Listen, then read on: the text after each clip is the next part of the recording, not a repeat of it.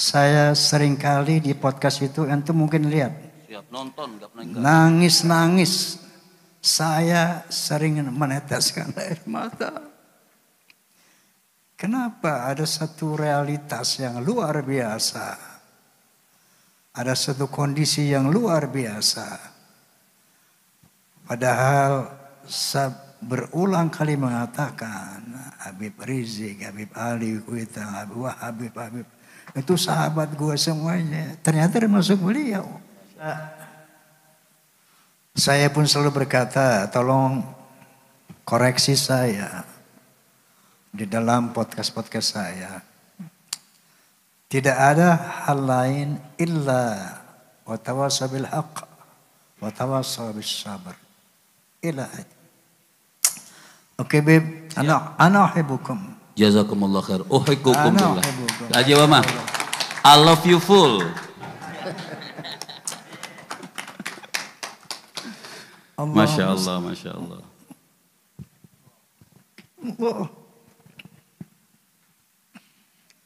Baik. Selanjutnya saya Assalamualaikum warahmatullahi wabarakatuh. Bismillah, alhamdulillah, Allahumma sholli ala Sayyidina Muhammad wa ala ali Sayyidina Muhammad. Alhamdulillah kita melihat pemandangan yang menyejukkan, yang menenteramkan hati ya. Tentunya kita sebagai orang yang punya mata hati sesungguhnya senang melihat perdamaian di antara kita. Nah, ini ada pertemuan Haji Rhoma Irama dengan para habaib, kemudian menjelaskan tentang apa yang disampaikan beliau dalam podcast-podcastnya. Yang intinya adalah Rhoma Irama menitik beratkan pada pesan baik, nasihat baik dan sabar ya. Watawasau bil haq, watawasau bis sabr, tentang kebenaran dan tentang kesabaran. Ya, kita sejatinya kalau sering bertemu seperti ini, insya Allah masalah-masalah yang belum terurai akan terurai. Dan Rhoma Irama, Pak Haji Rhoma Irama ini sudah menyampaikan tujuannya dalam membahas nasab. Kemudian sejatinya tetap mencintai para habaib, yaitu Habib Rizik, Habib Bahar, dan yang disebut lainnya tadi ya. Artinya perjuangannya tetap didukung, perjuangannya para habaib seperti Habib Rizik, Habib Bahar yang kritis ya. Tapi ada kritik juga bagi beliau-beliau karena tentang nasab ini memang merebak di masyarakat ini ya. Tentunya tinggal dimuhasabai bersama-sama saja. Yang kurang baik diperbaiki, kemudian yang selalu mengedepankan membawa nama baik Rasulullah kemudian disalahgunakan, yaitu tinggal diperbaiki saja. Artinya setiap manusia kita itu berpotensi salah. Maka dalam kesalahan itu kita harus merubahnya bersama-sama. Dan orang yang melihat itu punya kewajiban mengingatkan. Oleh karena itu clear ya, sebenarnya Haji Rhoma Irama menyampaikan di depan Habib itu ana uhibbukum. Bahkan ada ulama yang sering menyampaikan ya, Buya Ar-Razi Hasim, ana uhibbukum ayyuhal habaib. Kami mencintai wahai kalian para habaib, akan tetapi itu tadi ya, namanya kritik, yang namanya perbaikan di masyarakat juga jangan anti kritik. Habib juga manusia. Kalau ada yang mempertentangkan tentang nasab, ya silahkan saja. Akan tetapi ambil baiknya saja. Nasihat yang baik, kemudian permasalahan yang belum terurai diurai saja. Caranya apa? Sering ketemu. Insya Allah dengan sering bertemu maka akan terjadi islah. Yang belum terurai akan terurai. Semoga bermanfaat. Sampai jumpa. Assalamualaikum warahmatullahi wabarakatuh. Assalamualaikum warahmatullahi wabarakatuh. Assalamualaikum warahmatullahi wabarakatuh. Bismillahirrahmanirrahim. Alhamdulillahilladzi hadan nasa ila hayatin thayyibatin fid dunya wal akhirati bisyari'atil Islam. Asyhadu an la ilaha illallah wahdahu la syarika lah dzul jalali wal ikram وأشهد أن سيدنا ونبينا محمدا عبده ورسوله سيد العرب والعجم فصلى الله على سيدنا محمد وعلى آله وصحبه وسلم أما بعد. Al-Mukarramun, para alimin ulama, para kiai, para masyayikh, para asatidz. Wabil khusus ternyata ini teman lama. Habib. Saya antum undang nonton film Sajadah Ka'bah. Nah, Sajadah Ka'bah sama Haji Nuri. Masya Allah. Duduk bareng gitu. Masya Allah, tabarakallah. Sebelum saya cerita tentang seni, ini se-Indonesia, sedunia tahu apa yang selama ini saya utarakan di podcast Roma Irama. Yaitu terutama tentang polemik nasab. Ya.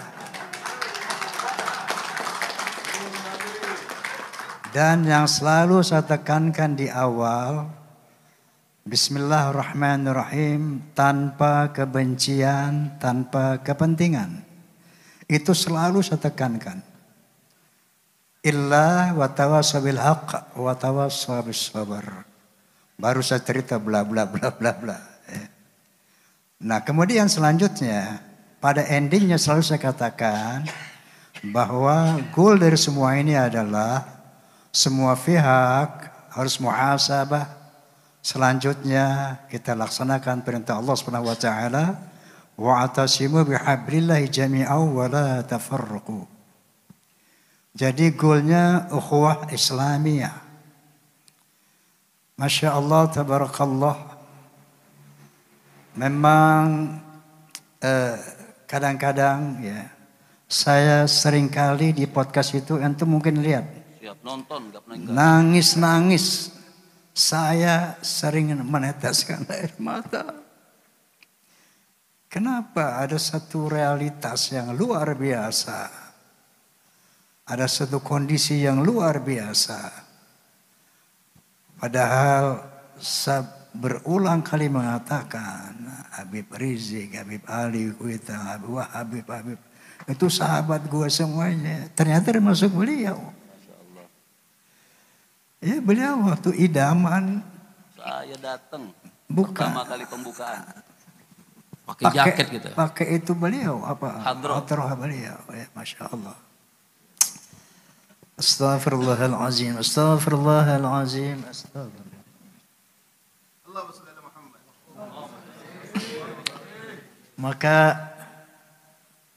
saya pun selalu berkata, tolong koreksi saya di dalam podcast-podcast saya. Tidak ada hal lain illa wa tawassaw bil haqq wa tawassaw bis sabr. Ila. Oke, Beb. Ana uhibbukum. Jazakumullah khair. Uhibbukum billah. Haji Mama. I love you full. Masya Allah, Masya Allah.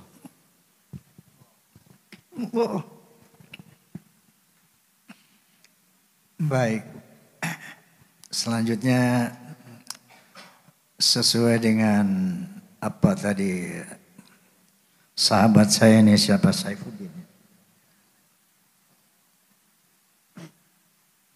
Saya minta bicara katanya tentang berdakwah dengan seni. Jadi gini dulu Bib, saya dulu pernah mendapat satu keresahan di dalam bermusik, berfilm. Apa keresahan anak? Bahwa kok kenapa sih main musik ini selalu mesti ada khamar, betul, ada tarikus sholat, ada pergaulan bebas dan sebagainya. Ini orkes Melayu zaman dulu, pemain-pemain itu banyak habaib. Z Shahab, pemain suling Syahabuddin Syahab, ketua Chandra Leka, siapa Alatas itu, Umar Alatas, Muhsin Alatas, I Albar. Jadi para habaib ini dulu banyak seniman. Ya, bareng-bareng kita nyanyi bareng, joget bareng, syarab bareng. Ya Allah. Jadi luar biasa pertemanan saya dengan para habaib ini, luar biasa. Maka ketika saya bicara tentang polemik ini enggak henti-hentinya air mata saya.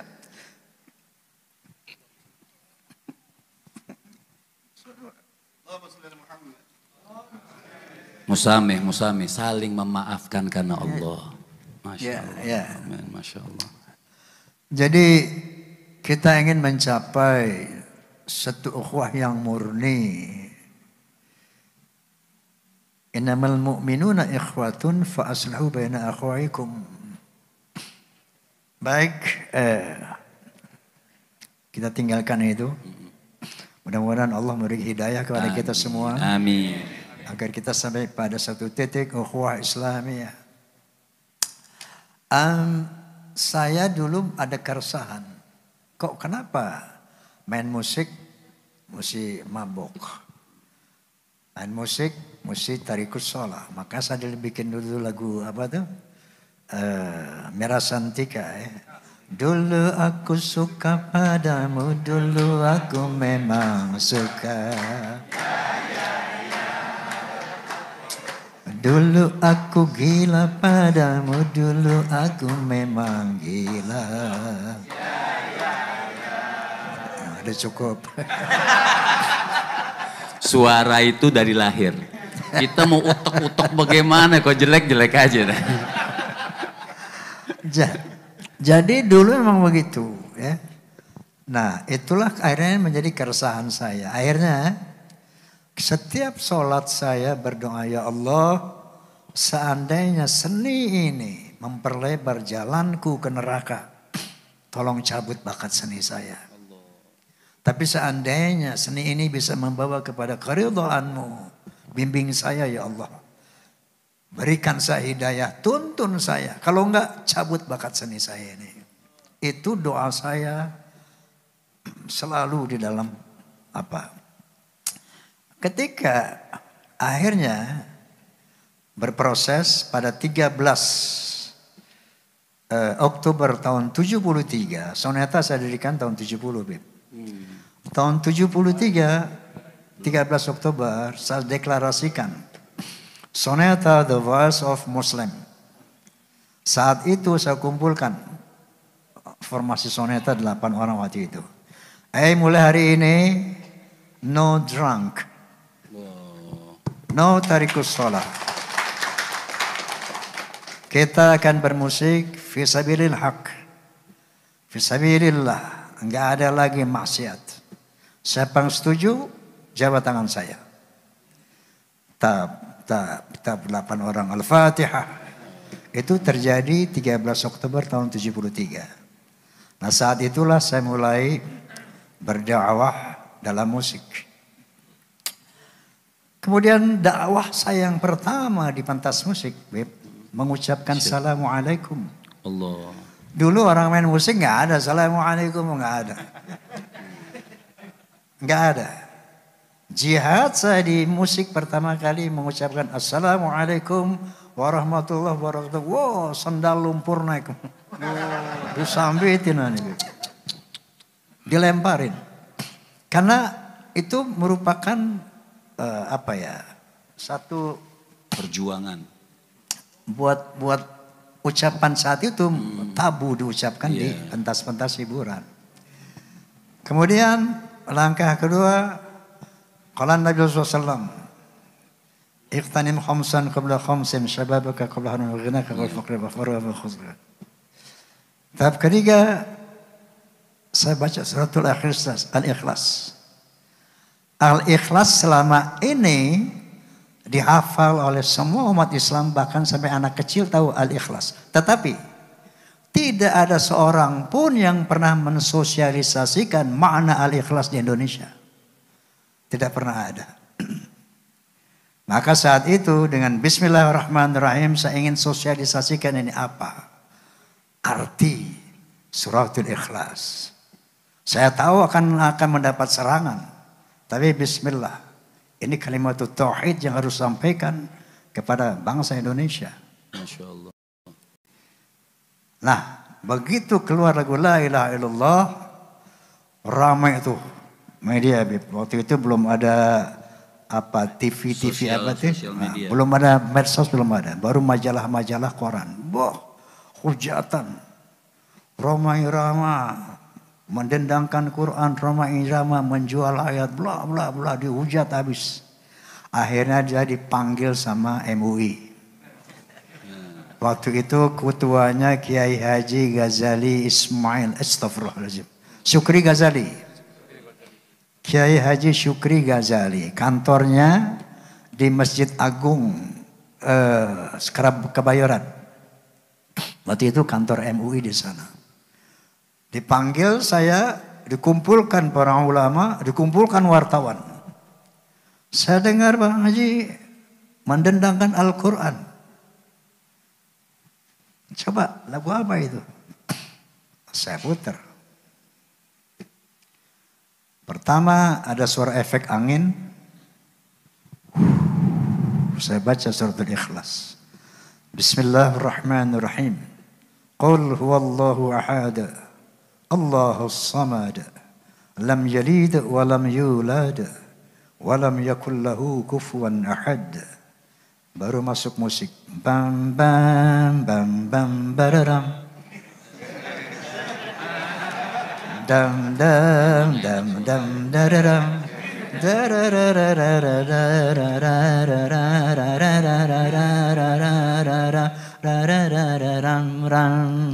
Katakan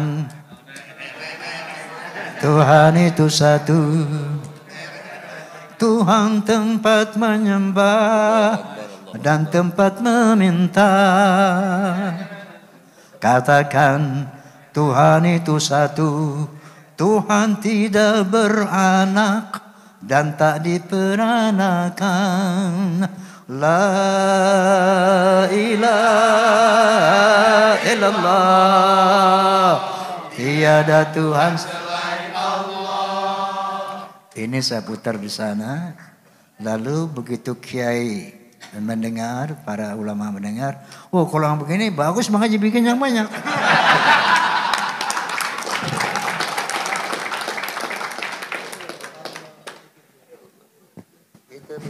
Puluh bukti memang.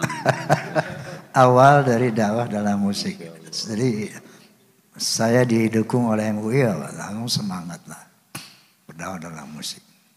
Nah, ketika astagfirullahaladzim, kullu minallah, semua hidayah dari Allah, la hawla wa la quwwata illa billah.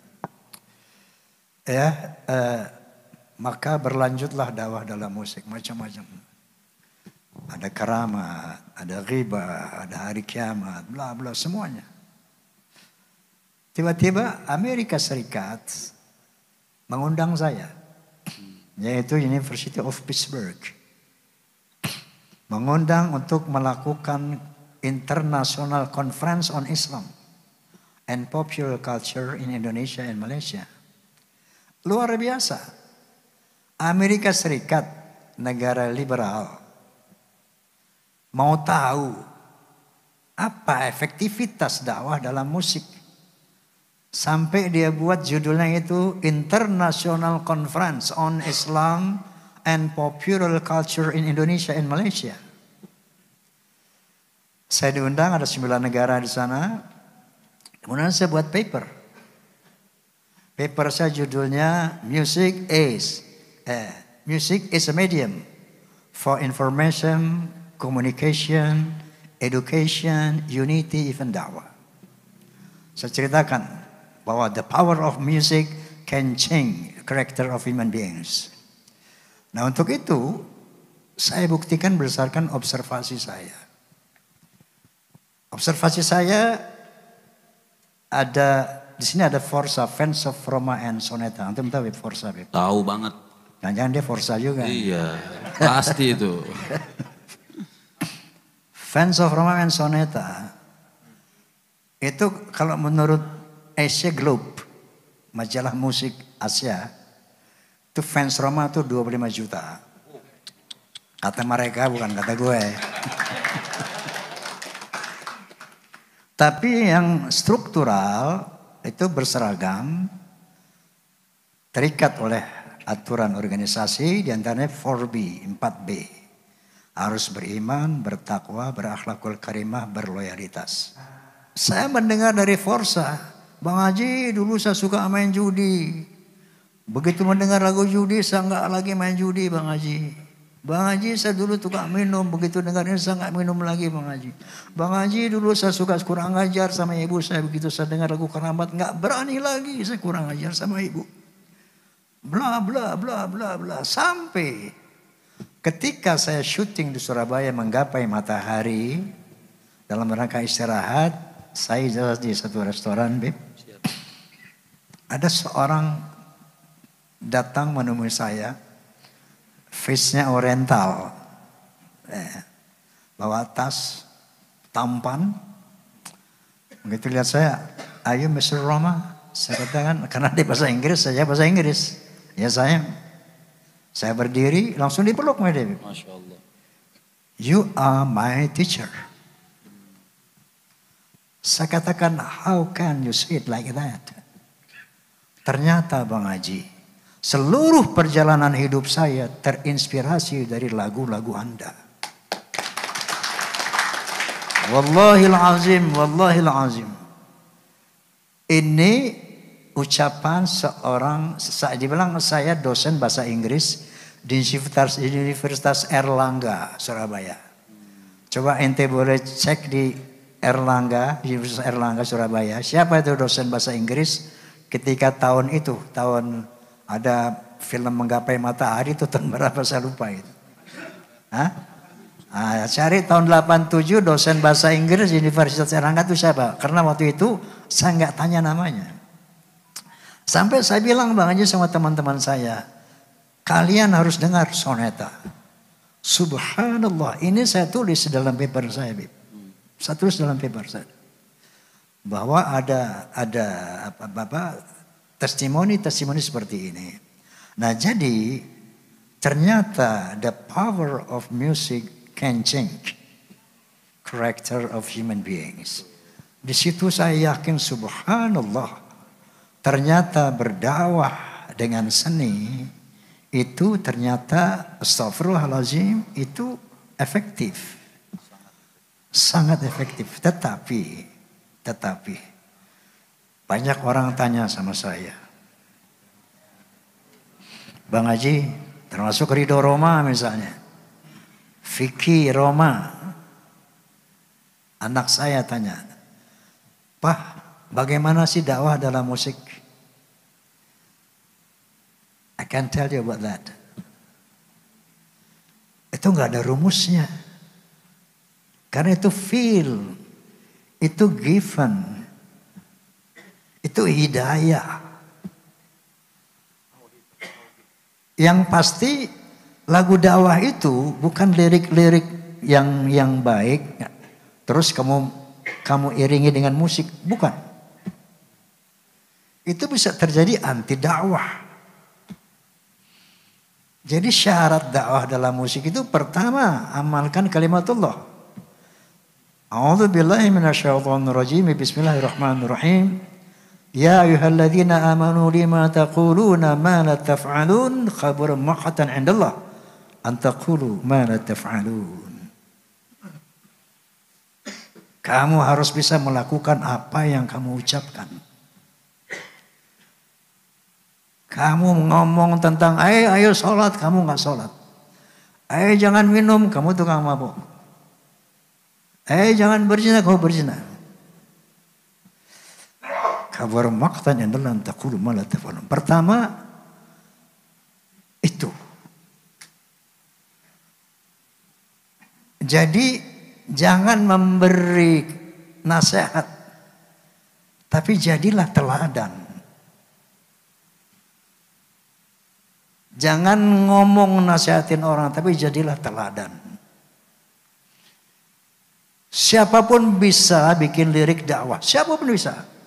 Tapi apakah efektif atau tidak, it's depend on tadi. Kalau sekedar bikin musik dakwah yang formality, semua bisa. Nah, Habib Ahmad bisa. Semua kita bisa. Tapi bagaimana yang dia sampai kepada hati, yang bisa efektif, bisa powerful, membentuk manusia. Itu tadi pertama syaratnya. Yang kedua, bagaimana Anda membuat lirik, kemudian melakukan satu harmonisasi dengan notasi. Hai manusia, hormati ibumu yang melahirkan dan membesarkanmu, jiwa ragamu dari. Harus lirik sama notasi sama beat itu harmoni, senyawa, kawin. Baru dia punya daya sentuh yang kuat. Baru dia punya daya sentuh yang kuat.